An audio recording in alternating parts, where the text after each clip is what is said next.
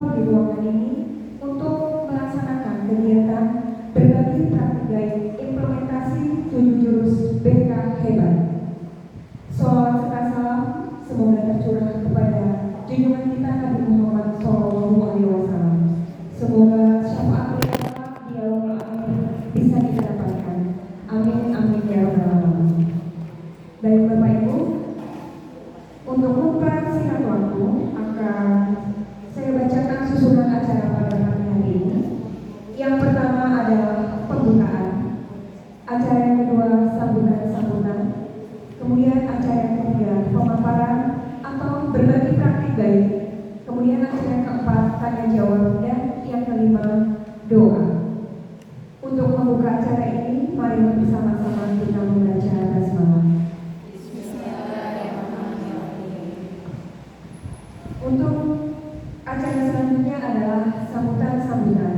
Sambutan pertama akan disampaikan oleh Ibu dan kita tercinta, Ibu Insinyur Haji Sri Analusi MP. Kepada Ibu kami persilakan. Terima kasih Bu Rizka, terima kasih Bu Meli.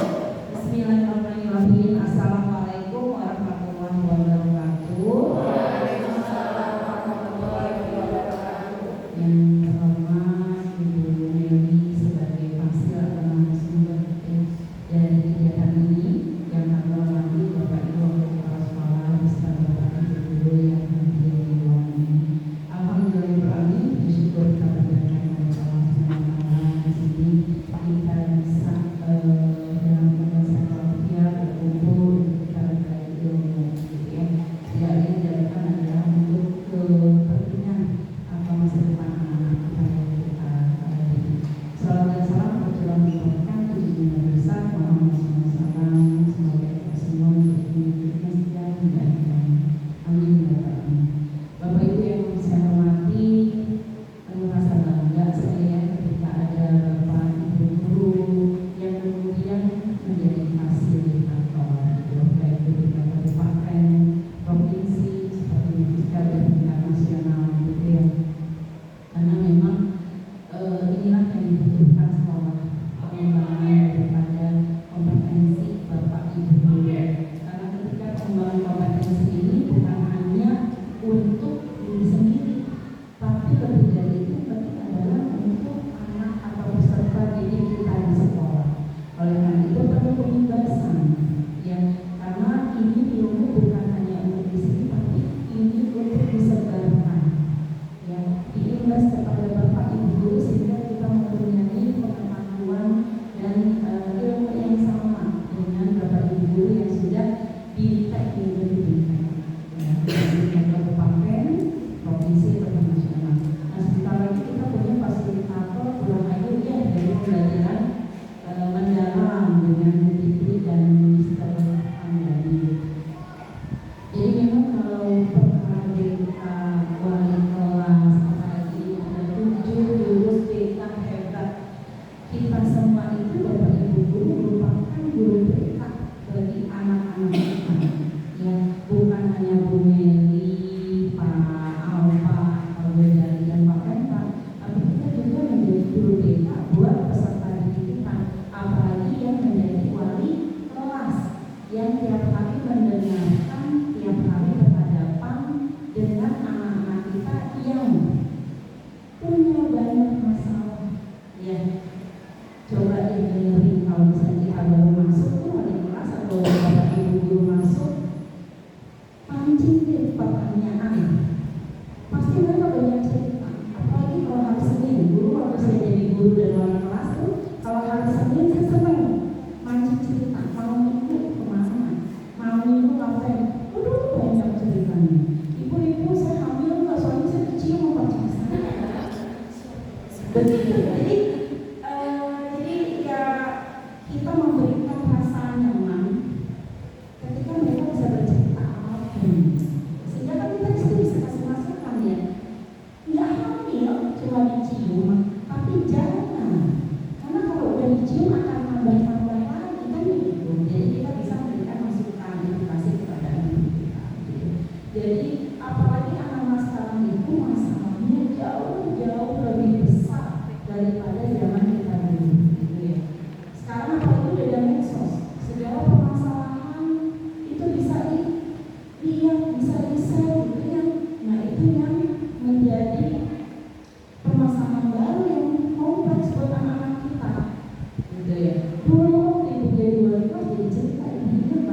pengen nangis ya. Ibu paling suka di luar kelas dibandingkan dengan kepala sekolah sekarang itu yang mulia. Ibu pernah jadi tiket, lalu saya ada sini ganti dulu yang kosong gitu ya, capek banget. Kemudian yang kedua dari apa itu apa yang eskul, pembinaan eskul. Jadi wali kelas, tapi yang paling dicintai adalah dari wali kelas, di mana mereka itu bisa bercerita dan kita tahu permasalahannya gitu ya. Kasus bu, saya nggak bisa sekolah, kenapa? Karena saya kabur dari rumah, saya takut diperkosa sama om saya. Itu laki-laki. Dulu ibu masih tahun berapa itu? 2007, 2010 gitu. Ini ditunggu. Nangis sih, diperkosa sama om laki-laki. Kamu nggak laki-laki? Iya, tiap malam itu saya tidur. Jadi omnya itu bencong gitu, yang ngamen di perempatan lampu merah. Jadi dia itu ditinggal bapak ibunya cerai, kan ibu mana bapak mana, jadi dia tinggal sama omnya itu yang bencong untuk rumah ibu. Dia nyuci bajunya, bersih rumahnya. Tapi tiap jam 2 malam dia pulang dari mana itu tidur mau diperkosa, dia takut, akhirnya dia kabur gitu. Kasus lagi dia pacaran sama sopir angkot, ya, dipakai di hotel-hotel. Cuma apa ini? Sejak kasus sama HP Nokia yang zaman dulu Nokia tuh, ya, yang kayak ini. Cuma itu. Tapi begitu dia sudah anak 5 nggak bisa bayar lagi dong. Makanya kelas 11 itu bayar dulu udah SMA. Dia nggak mau lagi ngelayanin, nggak mau masukin angkot itu ke sekolah. Mana dia sini, mana dia gitu. Akhirnya ketakutan anak ibunya gitu ngelakuin. Kemudian bapak, kenapa caranya? Coba kita tempel, nggak mau. Bapak bukan pacaran, bapak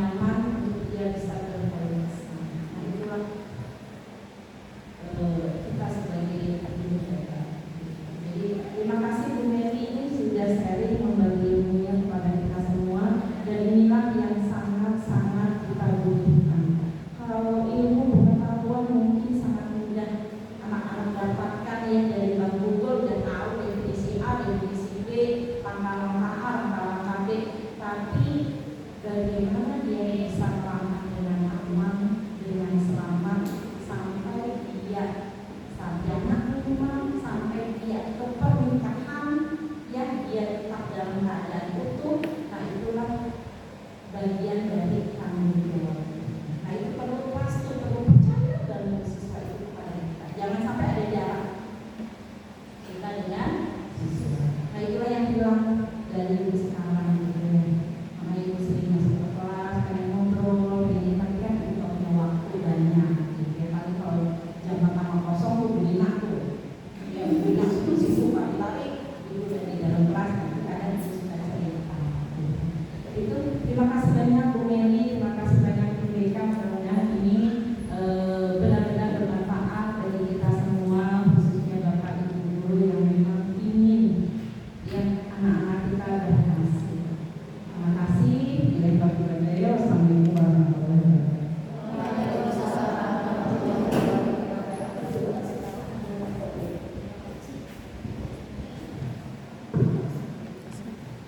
Baik, terima kasih banyak Ibu atas ujangannya untuk kita semua.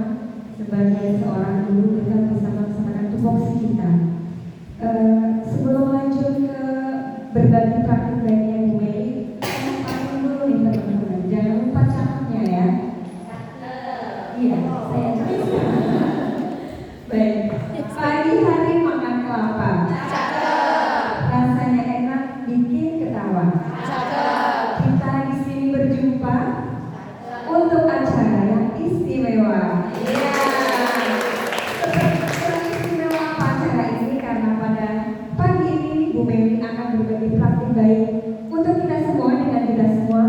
Dan temanya adalah berbagi praktik baik implementasi 7 jurus BK Hebat SMA Negeri 1 Setu. Ya semangat SMA Negeri 1 Setu. Kepada Ibu Meli dipersilakan.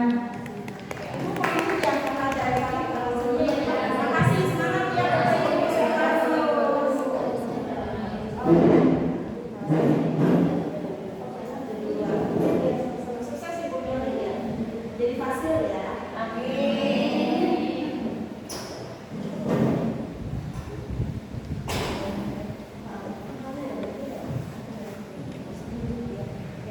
Bismillahirrahmanirrahim. Assalamualaikum warahmatullahi wabarakatuh. Waalaikumsalam warahmatullahi wabarakatuh. Bagaimana kabarnya teman-teman? Alhamdulillah. Masih semangat ya? Semangat. Semua itu masih semangat. Amin. Insya Allah masih semangat dalam dunia usaha dan dalam dunia. Terima kasih sebelumnya kepada Ibu Kepala Sekolah yang tadi sudah memberikan sambutan. Terima kasih juga kepada Ibu Wakil Kepala Bidang Guru. Terima kasih juga terhadap teman-teman yang sudah menyempatkan hadir di acara berbagi praktik baik implementasi dari 7 jurus PKHeban. Judulnya itu memang 7 jurus PKHeban, tapi bukan hanya diperuntukkan untuk guru BK saja, tetapi juga diperuntukkan untuk semua guru karena kita tuh sedang menghadapi yang namanya generasi apa ya? Anak-anak Gen Z atau generasi apa? Sekarang masih lagi Gen Z. Gen Z. Alfanya masih SMP.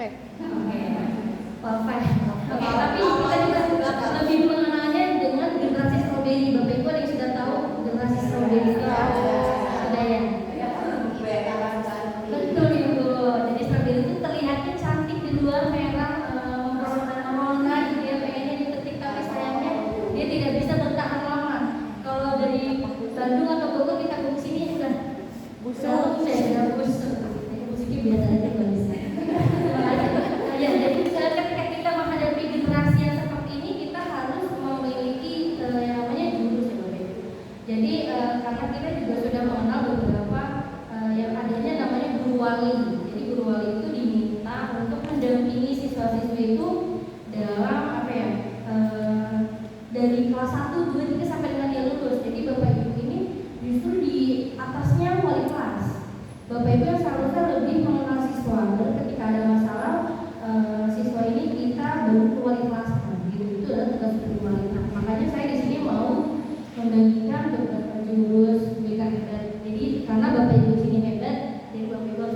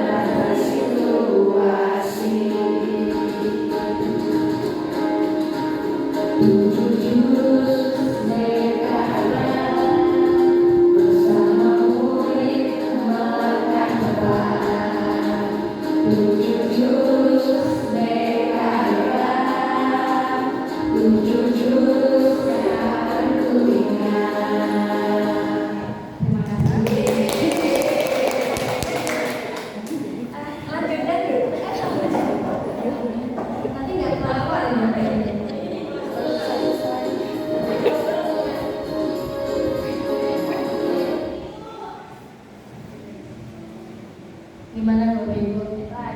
Lagi dong, nanti jadi UAP-in. Ya, biar ini ya lebih semangat. Karena slide-nya lumayan banyak, karena slide-nya dinamis. Oke, ada yang bisa bantu saya untuk membacakan apa ya? Kalimat yang di sini menggunakan nada, karena Bapak di sini adalah pendeta. Bisa bantu? Tidak. Oke, jago berbahasa Indonesia ini ya. Siapa? Fajrin. Bisa ya? Dengan nada ya. Selamat datang pendekar.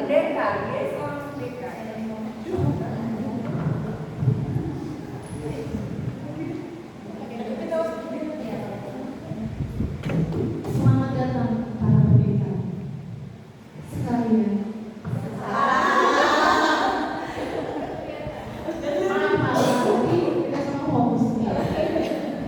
Itu tadi sengaja disalahkan biar Nina fokus enggak. Terima kasih Bulai. Hilang Pak.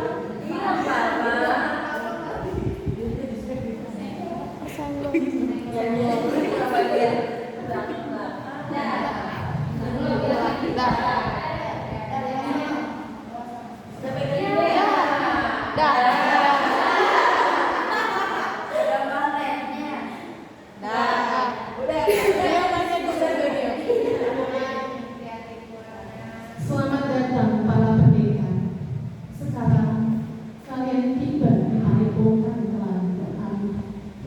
Di sini kalian akan lebih mengenal diri untuk mengoptimalkan cara berpikir, merasakan potensi diri yang mengalir, mengoptimalkan energi baik semakin baik. Selamat melanjutkan perjalanan pertama. Hati-hati bergelintir.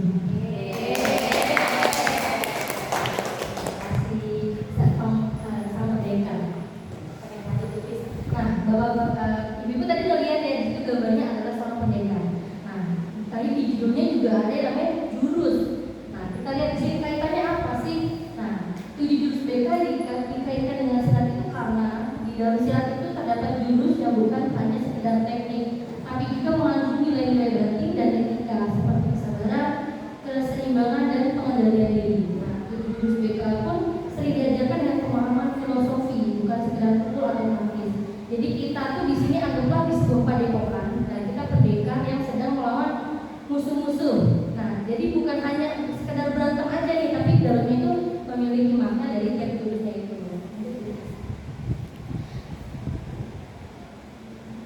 Saya nggak ada napas ya.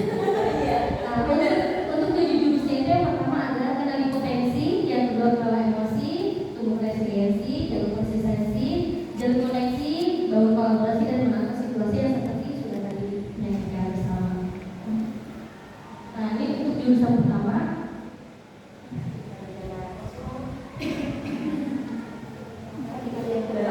Untuk capaian pembelajarannya itu guru BK dan guru non BK itu mampu membantu murid dalam mengeksplorasi potensi, minat dan bakat melalui teknik asesmen pendidikan. Nah, di sini konsep yang akan kita pahami itu adalah kecerdasan majemuk, gaya belajar dan pengenalan minat dan bakat. Kebetulan saya sudah melakukan praktik bayi ke 2 kelas, yaitu kelas 11K dan 11L.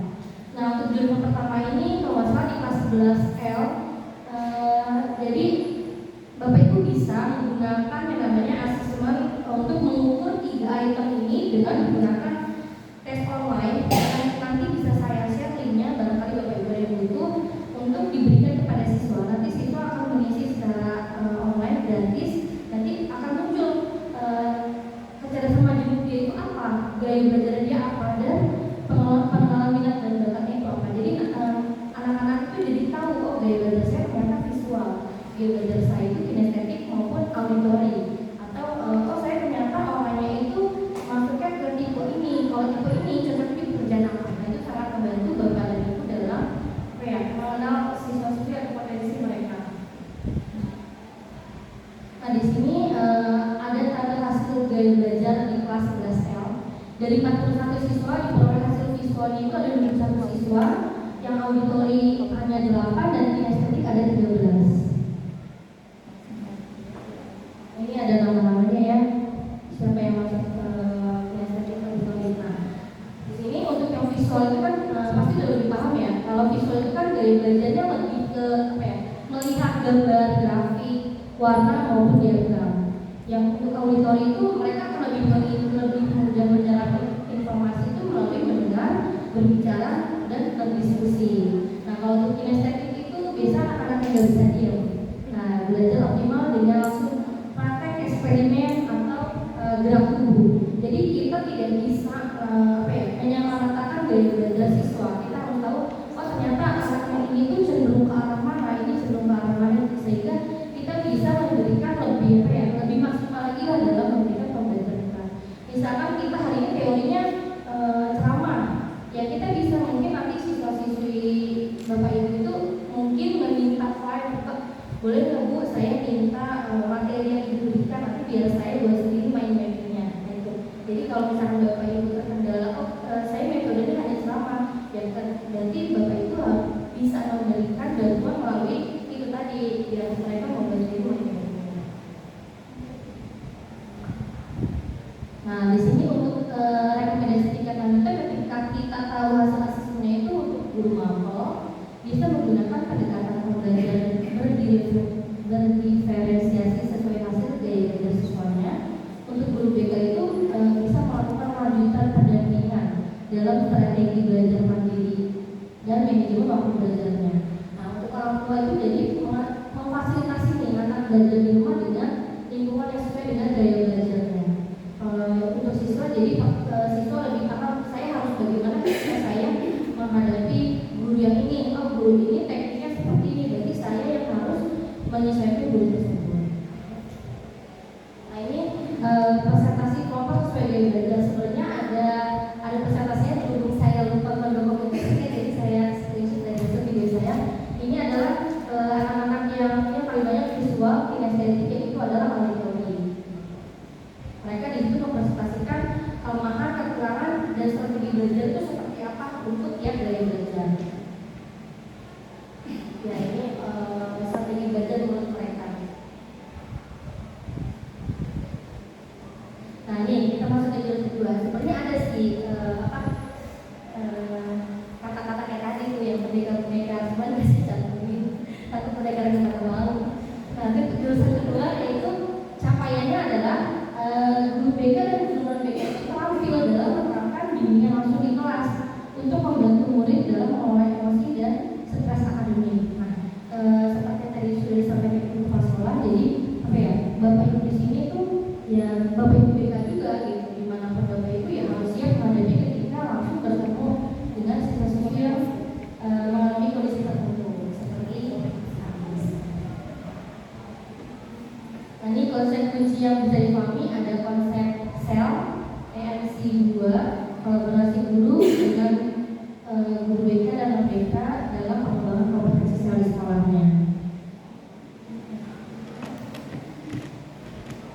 Ini untuk yang apa tuh? Yang SEL ya. Nah ini ada 5, ada SEL apa nih? SEL awalnya saya dimulai awareness ya. Mohon maaf ini bedanya dari jabat aksi ya. SEL awareness itu menyadari diri, kemampuan seseorang untuk memahami emosi, pemikiran, dan nilai-nilai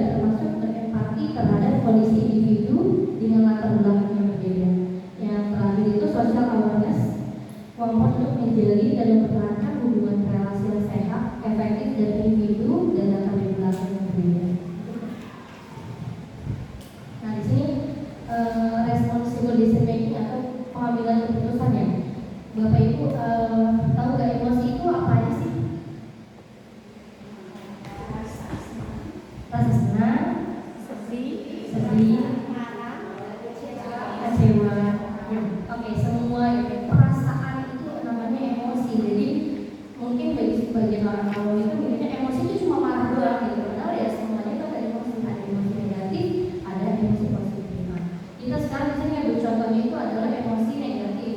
Nah, emosi negatif itu marah ya, salah satu contohnya itu ketika kita marah, apa ya? Jadi di dalam otak kita tuh ada namanya tiga bagian, apa ya?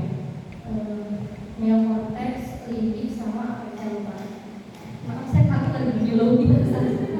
Oke, jadi biasanya ketika orang marah itu biasanya kalau langsung mengambil tindakan, misalkan apa ya? Saya jadi berpikir saya udah jaga di depan sekolah dari pagi, ternyata ada yang 7:30 baru datang. Biasanya kamu tuh dari mana sih? Terus nah, beda dengan halnya ketika kita bisa meredam emosi, kita jeda dulu kan bisa tarik nafas dulu, sambil dulu, istighfar dulu. Makanya saya minum es teh lagi jadi lebih seger ya. Nah, dari sini kita tanya kamu kenapa baru datang. Pernah juga satu cerita, jadi siswa tersebut datangnya dari jam 8. Saya tanya mau marah karena udah siang banget, tapi ternyata anak ini habis nabrak mobil. Nah, Bu, saya kena musibah nabrak mobil. Terus kamu gimana? Ya saya nggak kenapa-napa, Bu, cuma mobilnya penyok. Nah, terus yang ngurusin dia, yang ngurusin bapak saya itu.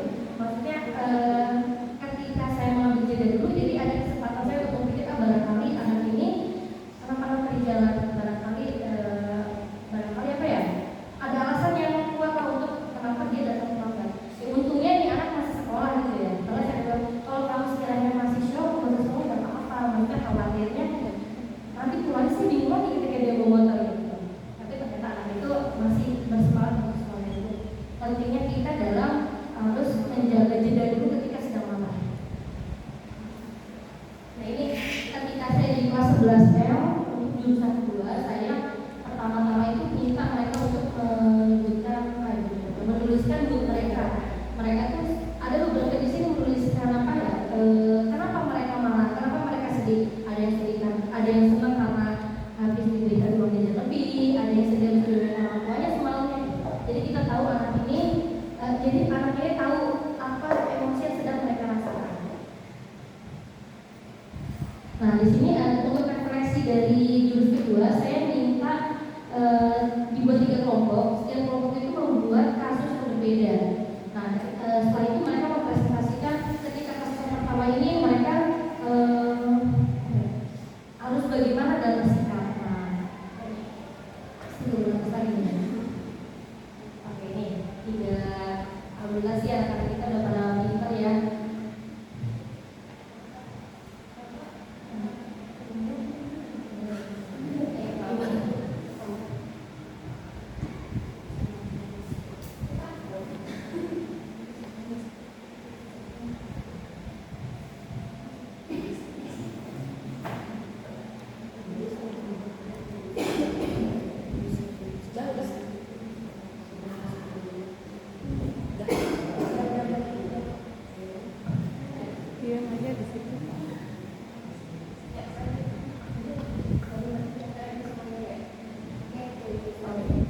Iya, kita sekarang masuk ke jurus ketiga.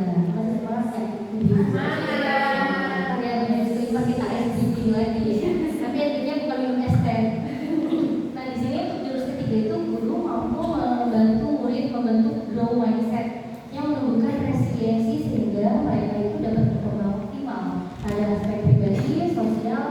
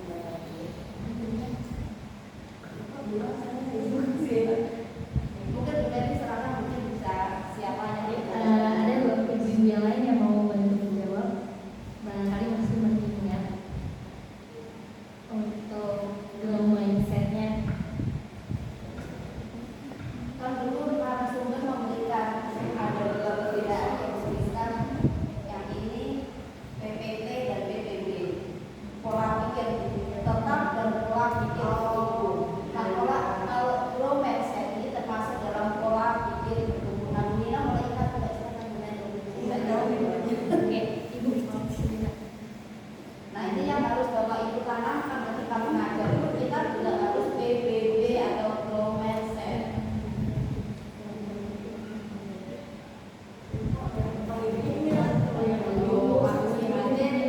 Udah selesai. Bapak Meli silakan pilih yang lain salah-salah untuk mewakili. Sudah takut ya, sudah Ya, positif mata.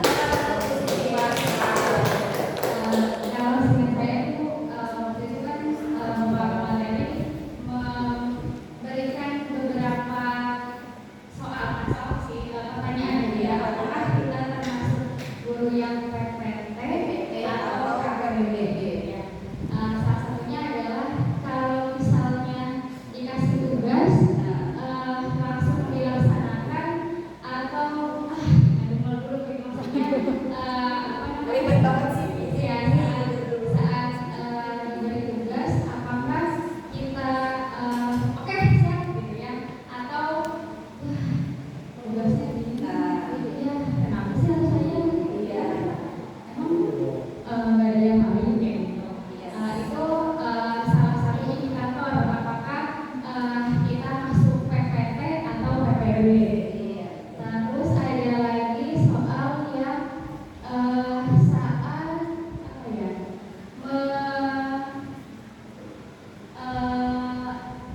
mengatasi permasalahan gitu ya. Jadi beberapa indikator-indikator itu kita isi dan itu menentukan gitu apakah kita PPT atau PPB gitu. Itu sih gue yang saya salah satu indikator yang saya itu. Beri tepuk tangan. Cocok ya Bu dengan Iya, guru sejarah yang Iya. sejarah. Mungkin langsung bisa menambahkan sedikit. Kan sambil minum sambil. Silakan boleh ditambahkan. Apa ya? Grow mindset-nya. Oke, itu sambil kerja nggak bisa? Nggak apa-apa, boleh sambil. Nggak maksudnya Boleh. Oke, jadi grow mindset itu sebenarnya adalah pemikiran yang bertumbuh ya. Jadi di sini kita menjelaskan dulu tentang resiliensi. Itu kemampuan seorang itu untuk bangkit kembali dan pulih dari kesulitan, stres atau trauma yang dialami dalam hidupnya. Nah ini adalah kemampuan untuk beradaptasi, bertahan, dan bahkan tumbuh lebih kuat setelah menghadapi tantangan. Nah ini saya tanya, barangkali Bapak Ibu ada yang punya kisah yang mau diceritakan yang mulai gagal ternyata jadi berhasil dalam ada nggak? Oke, sepertinya momennya mana? Senyumnya beda. Tidak bercerita tentang apa nih? Nah, mungkin cerita yang dimana Bu Rizka mengalami kegagalan dan belajar dari kegagalan itu apa? Oke. Banyak sekali cerita hidup saya. Pengalaman kegagalan ya teman-teman. Salah satunya adalah, jadi saya orang sejarah pasti sudah kronologi ya. Selama kurang lebih 14 tahun dari saya mengajar di sekolah swasta. Bapak ibu saya punya cita-cita saya menjadi seorang ASN, Bapak ibu. Saya 2 atau 3 kali ikut tes PNS. Ternyata belum rezeki saya. Ya sudah, saya pasrah saja sama Allah. Mungkin sampai saya usia pensiun nanti akan mengajar di swasta tanpa lolos jadi ASN. Padahal dalam diri saya ya nggak apa-apa jadi swasta juga. Atau saya masih mengabdikan diri saya untuk mengajar anak-anak dan sebagainya. Hanya saja di satu sisi saya ingin membahagiakan bapak saya terutama ingin saya jadi seorang ASN. Dilalah itu apa ya Bu bahasa Indonesia? Kebetulan, ya. Tadi yang saya sampaikan saya mengalami kegagalan PNS berkali-kali. Alhamdulillahnya pemerintah punya kebijakan baru. Ada tes P3K dan guru swasta diperbolehkan untuk ikut. Ini adalah kesempatan emas buat saya. Awalnya saya sudah terpuruk, ternyata ada secercah harapan, ada harapan saya minimal bisa ikut dulu lah gitu ya, diberi kesempatan. Alhamdulillah lolos dan saya memilih di saat itu bisa memilih tuh formasinya. Pilihan saya alhamdulillah tepat Bu di SMA Negeri 1 Sentul ini. Saya terasa nyaman karena bertemu dengan keluarga kedua saya. Itu salah satunya Bu Meli ketika saya merasa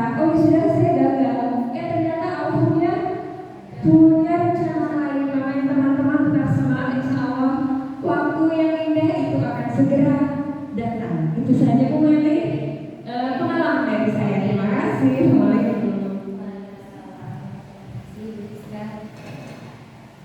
Keren banget ya. Sama saya juga sudah beberapa kali selalu. Dan ini kita semua masih berjuang gitu kan. Semoga dia bisa lanjut sampai kayak gitu. Nah ini mengapa sih daya lenting itu makin penting? Maksudnya daya lenting itu adalah nama lain dari self resiliency. Nah tanpa adanya daya lenting itu seseorang itu akan mudah menyerah, stres atau kehilangan motivasi ketika menghadapi suatu tantangan. Nah di sini ada 3 kasus.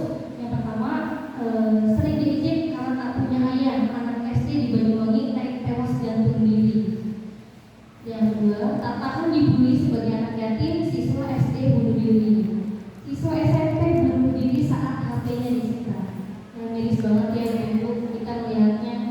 Apalagi yang kasus ketiga ini, perkara handphone disita gitu ya. Karena padahal HP disita juga nggak akan mati ya, tapi dia milih mati sendiri ya. Maksudnya apa ya? Jadi ketika seseorang itu tidak kuat dengan yang namanya, mungkin bagi kita ini sesuatu ini hal yang sepele gitu, tapi kan kita tidak tahu yang namanya apa ya? Iya, yang orang berbeda-beda dan ini miris. Nah ini banyak terjadi di generasi saat ini. Makanya tadi saya bilang generasi strawberry. Tapi kita di sini harus bisa membuat para siswa itu memiliki daya lenting atau resiliensinya yang tinggi.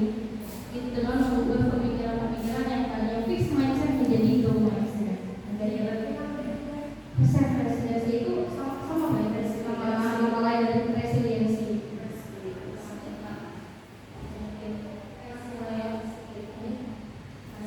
Untuk pengertian self resiliensi itu sendiri yaitu ketangguhan diri dan kemampuan seseorang untuk bertahan, beradaptasi dan bangkit kembali dari tekanan, tantangan, kegagalan atau situasi sulit dalam kehidupan. Sama yang tadi dijelaskan tadi ya. Jadi orang-orang yang tangguh dan bahagia itu biasanya memiliki growth mindset, mampu memecahkan masalah secara efektif, berbelas kasih pada diri sendiri, melihat dunia dengan sudut pandang yang positif, menyadari dirinya, menjaga stabilitas emosi dan mudah beradaptasi dengan perubahan. Contoh kasusnya lagi, mungkin Bapak Ibu agak familiar ya, karena masih hangat diperbincangkan siswa yang merokok ditangkap sama pola-polanya, akhirnya dia malah memilih untuk ke jalur hukum gitu ya. Padahal kalau zamannya kita kan, kalau saya pribadi nih di semester saya tuh saya pernah datang lambat karena yang mengantarkan itu datang baunya kesiangan. Nah ketika saya nyampe sekolah belum ditutup. Itu tuh saya bukannya happy, saya pulang lagi, saya malah nangis. Aku tungguin mama kalau saya pulang gitu. Soalnya malah nanti kan kamu bukan sekolah, saya malah kena pukul gitu. Nah itu yang berbeda dari anak-anak zaman sekarang.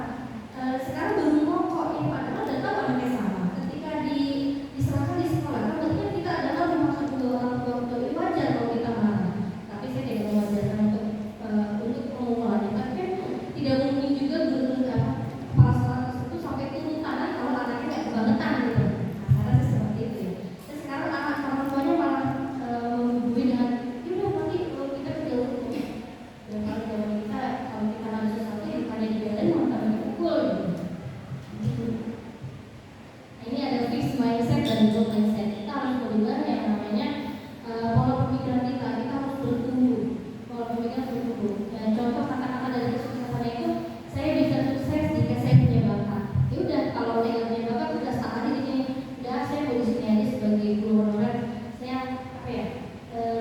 Nggak punya keinginan untuk mencoba hal yang lain.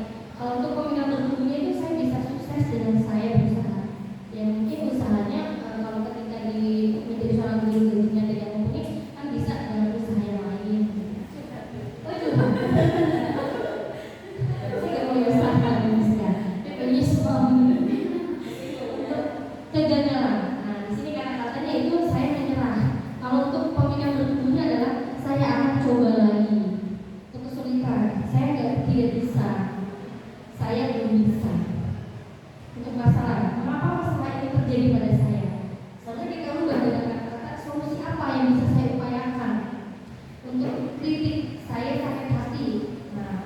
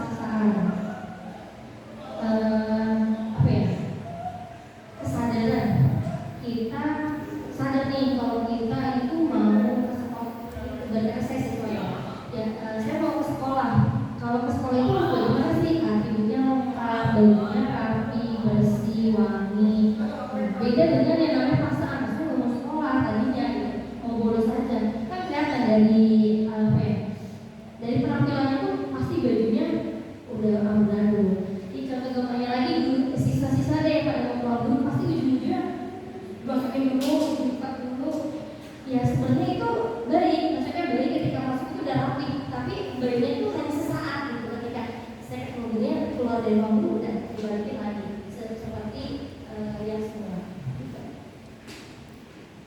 Ini ada video.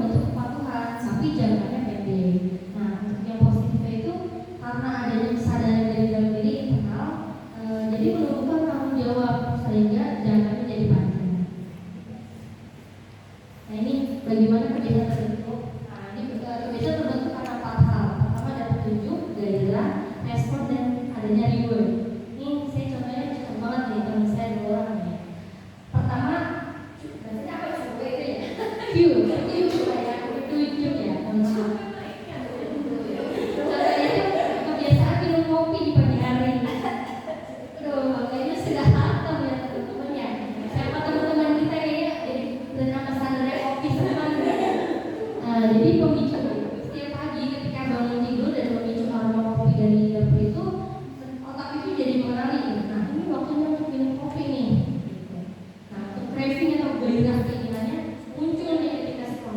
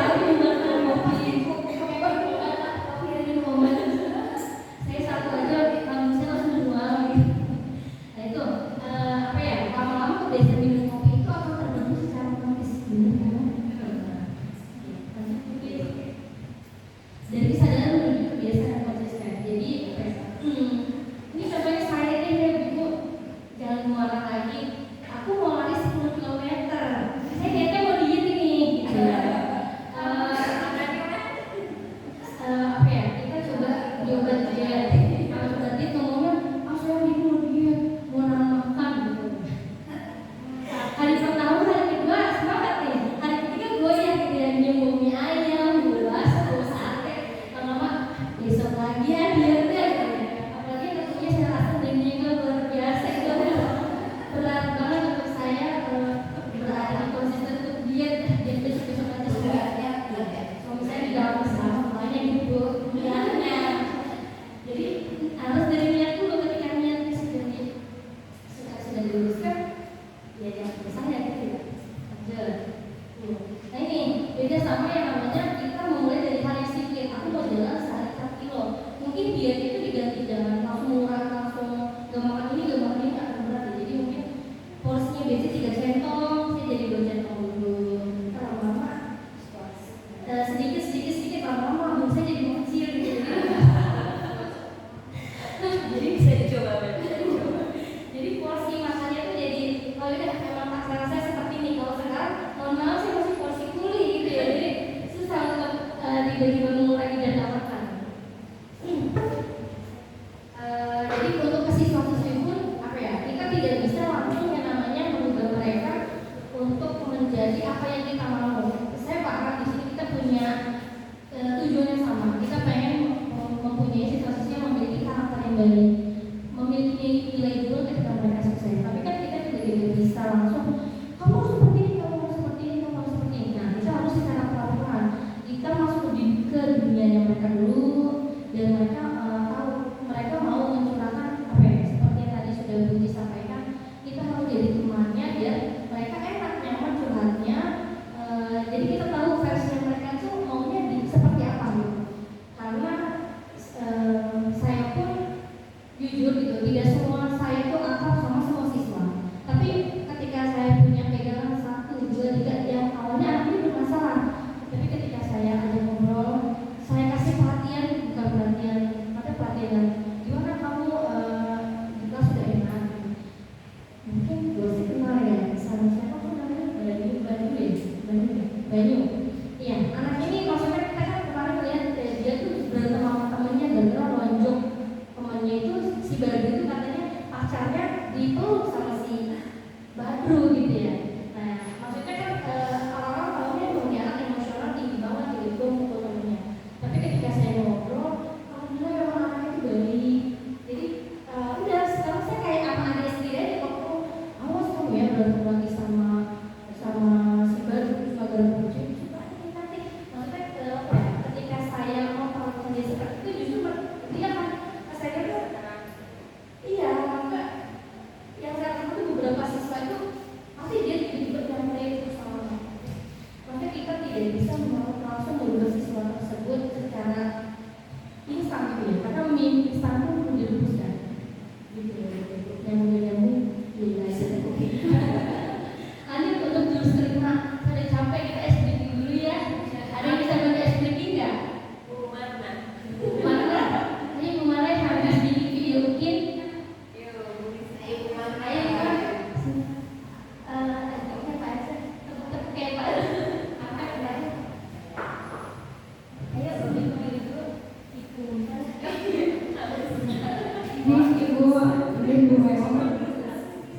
kayaknya ini ada pasangannya semua kan kalau dibikin berpasang-pasangan ada tuh pas Bastri sama Bu Rafika, Bu Nina sama Bu Cinta, Pak Oman sama Bu Nisrin, Bu Alis sama Bu Fitri, Bu Nadi sama Bu Hidayah. Boleh berdiri dulu sebentar hanya perhadapan. Ayo Bu Ayu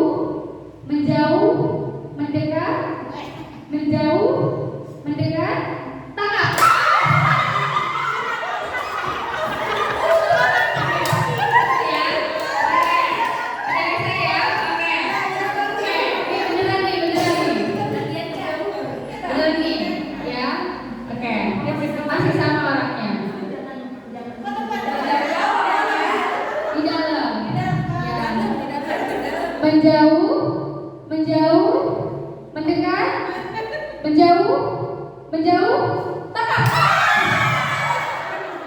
Oke, siap. Terima kasih Ibu banget. Ya, diterangkan waktunya. Dan suasana agak-agak panas gimana gitu ya. Semoga masih semangat 2 jurus lagi. Nah ini untuk jurus yang ke-5. Oke, semangat sekarang boleh kita semangat sekali. Jatuh koneksi. Oke, ada koneksi luar biasa. Keren loh. Tahu banget dong. Untuk jadi koneksi ini kita ada yang namanya mendengarkan aktif, yaitu dengar jam. D-nya itu dedikasikan tubuh dan jiwa kita. E-nya itu ekspresi diperlihatkan. N-nya netral posisi. A-nya D-nya itu gangguan dihilangkan. A-nya amati isi pembicaraan. R-nya itu respon. Jamnya itu jangan dipotong. Nah ini keterampilan dengan aktif itu kita mampu membuka percakapan, keterampilan bertanya, keterampilan respon, refleksi dan menyimpulkan. Di sini kita menggunakan rumus Soler ya. S itu sendiri, ya, benar banget nih. Menghadap murid secara langsung, posisi tubuh terbuka. Bapak Ibu, jadi tidak semua siswa itu mau langsung curhat ke guru BK. Apalagi kalau muridnya perempuan, pasti gurunya saya gitu ya. Nah pasti kan nanti akan ada ke guru wali dulu, ke wali kelasnya dulu. Nah Bapak Ibu harus siap menjadi guru BK dimanapun gitu. Misalkan dia tidak mau BK ya apa sama Bapak Ibu aja. Nah di sini Bapak Ibu bisa menggunakan rumus ini. Pertama Bapak Ibu harus menghadap murid secara langsung ke guru kita. Mungkin dominannya condong ya, mungkin bangku dia agak condong ke depan. Open posture yaitu mempertahankan posisi yang terbuka. Untuk yang itu sedikit condong ke arah murid, gerakan ini mengkomunikasikan bahwa guru sedang bertindak aktif dan ingin memahami lebih dalam. E-nya itu kontak. Nah, menunjukkan bahwa guru sedang mendengarkan dan menghargai muridnya. Jangan ketika siswanya cerita Bapak Ibu pegang handphone, Bapak Ibu melihat jam, jam siang nih. Jadi kita harus memberikan tubuh kita ke state tersebut. Terakhir adalah R, tampil fresh dan alami dari gerakan gelisah atau ekspresi wajah yang tergerak. Ketenangan guru dapat membantu menenangkan murid dalam menciptakan suasana yang lebih nyaman dan aman. Jujur gitu ya, saya pun ketika di ruang BK itu pusing ketika mendengarkan terlalu banyak siswa yang curhat. Karena ketika kita mendengarkan meskipun kita tidak mengalami, tapi energi kita kan terserap gitu. Rasanya kalau kita sudah 1, oke, 2, oke, kalau udah 5, itu saya tidak mendengar pusing lagi, gitu ya. Karena kita udah minimal di antara 5 siswa itu 1 atau 2 yang saya benar-benar lakukan dengan seperti ini. Nah ini ada definisi tadi pertanyaan terbuka dan tertutup yang bisa kita pakai. Nah ini kalau terbuka itu mendorong untuk siswa itu menjadi luas dan eksploratif, menggali dan mendalami perasaan sendiri, apa yang membuat mereka merasa seperti itu dan sebagainya. Nah ini jurus 6. Guru BK dan guru kelas itu mampu menguasai kompetensi sebagai penghubung partisipasi semesta antara keluarga, sekolah, masyarakat, dan media serta berbagai pihak dalam melaksanakan proses pembinaan karakter dan pengembangan potensi murid secara maksimal, membangun hubungan yang kolaboratif yang baik antara guru mata pelajaran, guru wali, dan guru BK. Nah ini peran guru BK dan guru kelas ya. Pembelajaran kalau untuk guru kelas itu pembelajaran yang dididik melalui mata pelajarannya dan pembentukan karakter murid. Kalau guru BK-nya memberikan pelayanan dan memandirikan dalam pengembangan potensi murid baik dalam bidang pribadi, sosial, belajar, dan lain-lain. Kebutuhannya membantu memahami dan mengatasi masalah siswa. Nah kalau guru BK mengembangkan program BK.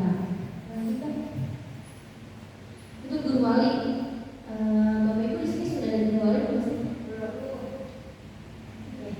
Ya di beberapa sekolah sudah ada guru wali yang ada sudah saya sampaikan sesuai dengan Permendikbudristek nomor 11 tahun 2025. Guru pendampingan secara holistik, akademik, karakter, kompetensi, keterampilan kepada siswa secara berkelanjutan hingga dia lulus. Jadi Bapak Ibu punya pegangan siswa-siswa masing-masing sampai dia lulus. Tugas ini mencakup mengatasi kesulitan dia, motivasi, kolaborasi dan lain-lain.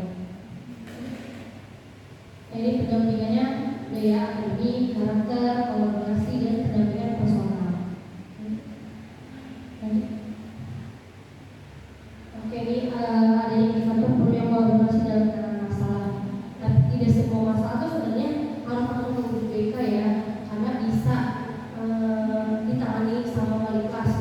Saya sih punya contoh teman yang kadang saya sampai nggak tahu masalahnya apa. Jadi alhamdulillah tahunya itu tahunya jadi kesimpulannya karena saking bagusnya dia ketika dia menjadi seorang wali kelas dihandle gitu. Itu ada plus buat saya senangnya terbantu. Minusnya saya jadi kurang mengenali siswanya seperti apa. Ini mekanisme ya. Penanganan masalah itu ada identifikasi masalah, diskusi di awal konferensi kasus, penetapan tujuan dan strategi intervensinya, implementasi dan monitoring, evaluasi dan tindak lanjut dan penanganan dokumentasi. Tujuan penelitian orang tua ini meningkatkan kreativitas intervensi melalui konsisten di rumah, mengurangi miskomunikasi atau resistensi ya. Ya maksudnya kita mengundang itu karena kita di sini ketitipan. Jadi yang lebih tahu mereka itu ya orang tuanya itu sendiri. Nah, kita harus melibatkan orang tuanya. Terus itu Bapak Ibu ya adalah guru sebenarnya situasi. Ketika semuanya sudah baik, kita tinggal bagaimana untuk menentukan situasi agar tahu baik. Guru mampu mengoptimalkan peran seluruh ekosistem di sekolah dalam menciptakan lingkungan sekolah yang aman dan nyaman, serta menggembirakan. Nah, jadi kita harus mengoptimalkan peran yang ada di sekolah, baik sarana maupun iklimnya. Apakah lingkungan belajar saya sudah aman, nyaman dan menggembirakan? Mungkin Bapak Ibu bisa jawab. Di sekolah ini sudah seperti ini? Sudah. Bukannya enggak ya, karena saja tidak. Nah, ini aspek-aspek yang dikatakan nyaman ya. Untuk aman itu kategori aman dari kekerasan, oke, aman dari bencana, dan aman dari ranah online. Untuk nyamannya, nyaman relasi dengan sosial, nyaman dengan sarana prasarananya, nyaman dengan lingkungan. Untuk menggembirakan, gembira dalam belajar, gembira dalam bermain, dan gembira dalam bakat dan minatnya. Lagi, oke, selamat merdeka. Kami sudah menguasai 7 jurus BK.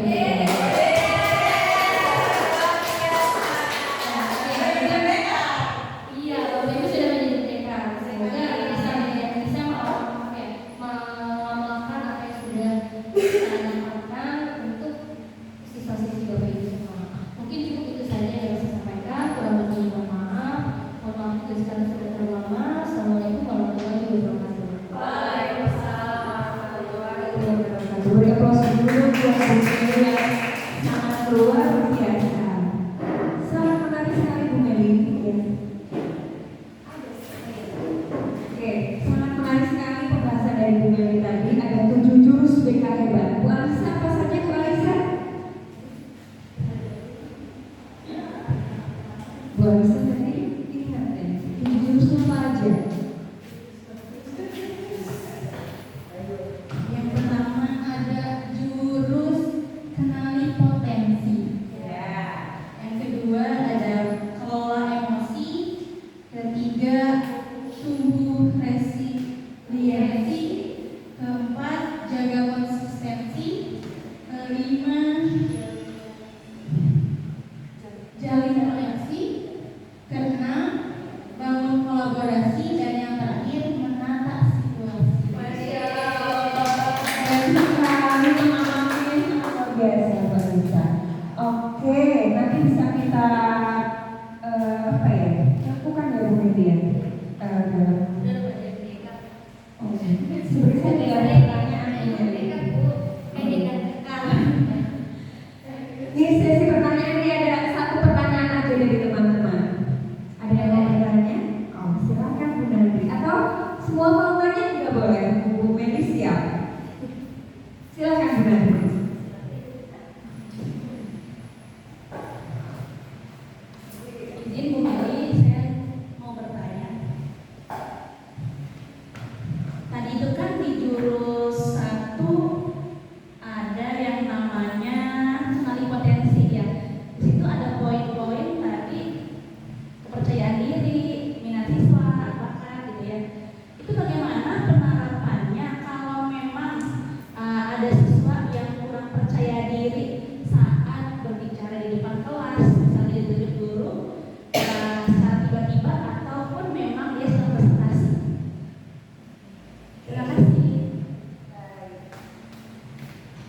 Terima kasih, langsung dijawab Bu Meli. Aku sambil itu gak apa-apa ya Bu Nadri ya. Ya, memang tadi di pertama itu kan ada yang namanya jurus 1 kembali potensi. Nah, misalkan kita menemukan sesuatu yang takut untuk berbicara di depan umum itu, kita harus yang pertama itu sebenarnya sabar sih. Intinya kita harus sabar dalam menghadapi siswa-siswa tersebut. Nah, kita bisa men-treatmentnya itu mungkin kalau dengan kita takut nih, misalkan dirasakan dengan guru matematika takut nih, ada sebenarnya memang ada salah satu guru TK yang sangat takut nih, yang tidak perlu saya sebutkan namanya. Jadi ketika dia takut itu justru anak ini nggak mau berbicara gitu, justru makin menutup diri lah. Nah, itu mungkin dari guru tersebut ketika dia tidak bisa membuat anak ini berbicara, dia bisa berkolaborasi dengan guru yang lain. Contoh dengan guru bahasa Indonesia atau guru pelajaran bahasa Sunda yang mungkin bisa yang memiliki jiwa yang lebih lagi mendorong siswa-siswi ini yang biasanya nggak ngomong itu, buat dia di pertemuan gimana caranya biar dia itu terlatih untuk berbicara.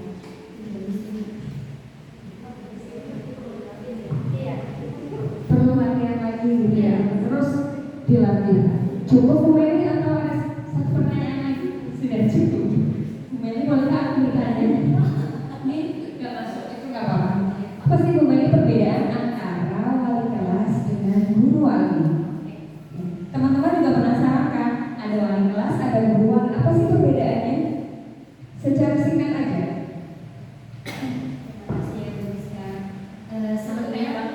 Ini kalau jawaban jujur saya sudah menanyakan ke pihak sekolah. Sebenarnya kita tuh sudah ada namanya guru wali, sudah di-SK-kan pula, namun mungkin belum bisa. Jadi guru wali itu adalah guru yang diberikan